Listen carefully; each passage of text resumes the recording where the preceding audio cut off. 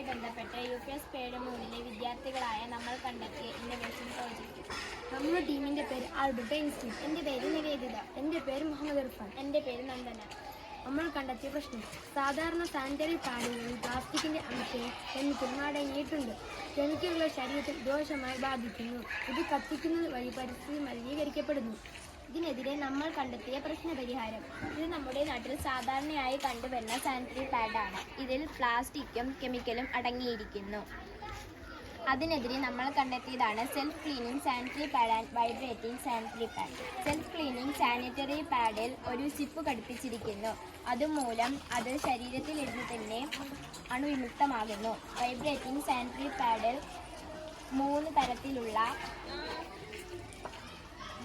സിപ്പുകൾ ഘടിപ്പിച്ചിരിക്കുന്നു. 1. Sanitary napkin നിറയുന്നു എന്നറിയാൻ. 2. ലീക്കേജും മറ്റും ഉണ്ടെങ്കിൽ അറിയുന്നതിന്. 3. സാനിറ്ററി നാപ്കിൻ്റെ ഉപയോഗം മൂലം ശാരീരികമായ അസ്വസ്ഥതകൾ ഉണ്ടെങ്കിൽ അറിയുന്നതിന്. മിനിസ്ട്രി ഓഫ് എഡ്യൂക്കേഷൻ സംഘടിപ്പിച്ച സ്കൂൾ ഇന്നൊവേഷൻ മാരത്തോണിന്റെ ഭാഗമാകാൻ കഴിഞ്ഞതിൽ ഏവർക്കും നന്ദി പറയുന്നു.